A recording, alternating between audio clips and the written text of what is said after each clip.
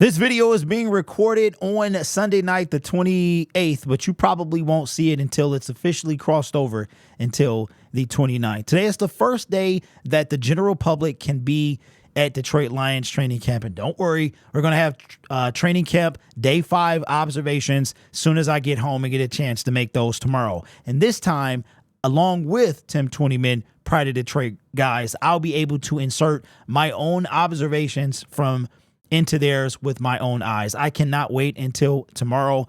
Things that I will be looking for tomorrow. Well, first and foremost, I think Jameson Williams is the guy that I'm going to be looking at because you got reports coming out. I've seen on Twitter that allegedly he's saying that he's unguardable. And I believe that nobody in the secondary could guard him. That's not a knock on our secondary. That is a tribute to Jameson Williams, how good this kid can be. Now, before you guys start blowing up the comment section, shout out to my ones that's up. Maybe you're working late or you catch this in the morning as I'm heading to training camp. I never disliked Jameson Williams. I just disliked the pick. We were coming off of a 3-13-1 season, and it's not even that I disliked the pick. Had Jameson Williams not been hurt, he would have not been there, probably even at pick 12. But that him being hurt allowed us to get him. My thing was, I knew what state our defense was going to be in.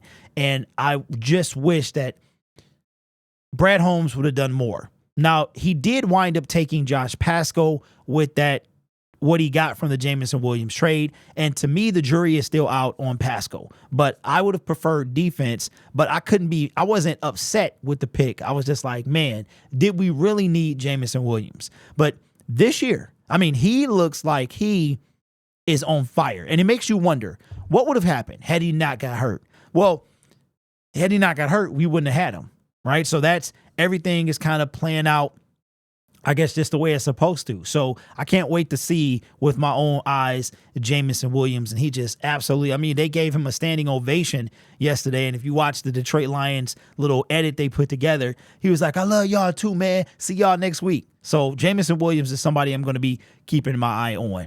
Another guy I'm going to be watching for, hopefully we get to see, is Hendon Hooker. Now, a lot of times, from my experience when I've gone on to training camp, what they'll do is sometimes they'll start off with the first team on the side that the bleachers are predominantly on. So you get the first team offense.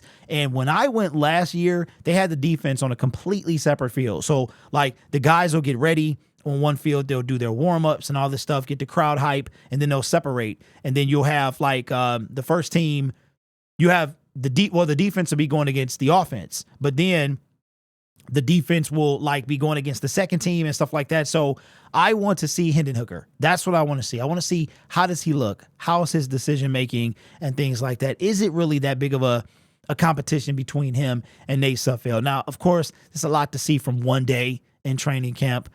So not sure how much I'll see, but that's one thing I'm going to be looking for. I'm going to be keeping my eye.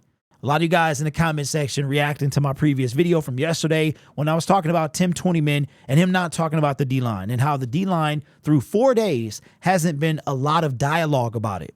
And you told me because there's no pads. And I see where you're coming from. Well, tomorrow there'll be pads. Tomorrow will be the first padded practice. So you would expect that these guys are going to be a little hype. They're going to be probably more hyped than they even were yesterday. So I am looking forward to seeing the defense. I want to pay attention to Broderick Martin, Mekhi Wingo, Matthew Betts, specifically the defensive line. Saw an article about Marcus Davenport that he wants to kind of make a name for himself and shake the stigma of being injured all the time. So I'm looking forward to predominantly those 3 things. It's not even the first team offense. And if I had to sprinkle in some offensive stuff, it's the wide receiver competition with my own eyes, looking to see who's really standing out and things like that. So it's defensive line, Hendon Hooker, and Jameson Williams. Those are the people that I'm really looking at because this kid his route running has improved. His speed almost looks like, you know the Flash, right? So the fictional character, the Flash, can run so fast that he can run into a different time, like a different period. He can create paradoxes and all this other stuff. Yeah, it's a nerd thing. But Jameson Williams, it almost seems like he's catching up to his old self. Like he's running so fast. He's finally where he needs to be. He's running and catching up to and passing his old self. So he's already lapped himself. It's a flash thing you have to know. So that's what it looks like for Jameson Williams.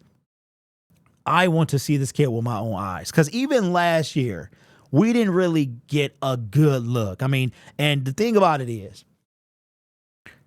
J-Mo was hurt year one, so we didn't get to see any of him. He was holding the football on the sideline. We finally got to see him at the end of the year. Last year, we got to see him. There was a play that I remember very vividly in practice that Jared Goff threw him the ball.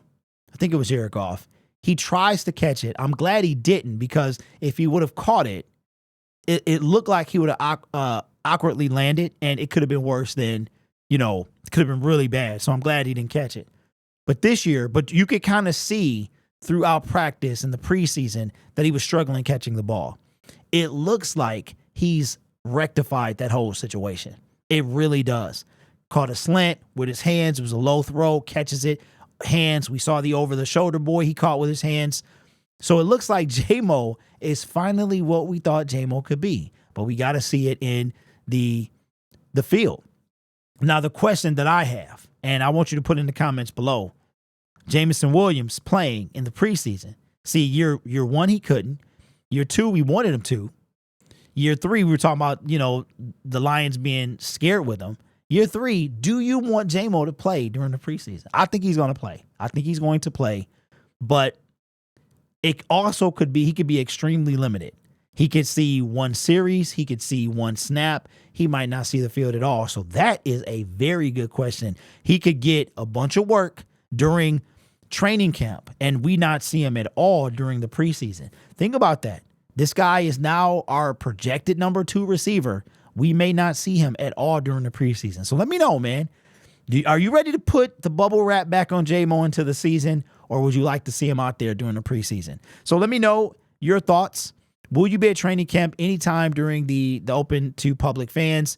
I will be there tomorrow. I will not have the blue beard because I have to do something. I have an obligation after, and unfortunately, I can't go looking like that. But hopefully on Wednesday when I go, right, then I'll be able to have it. But as long as I have prior obligations where I have to, afterward, I won't be able to wear it. So anyway, you'll still notice me. So let me know your thoughts. Hopefully I'll see you tomorrow bright and early. Set that alarm clock so you can get up. I would strongly suggest that you get there as early as possible. Gates open at 7:30. Practice starts at 8:30.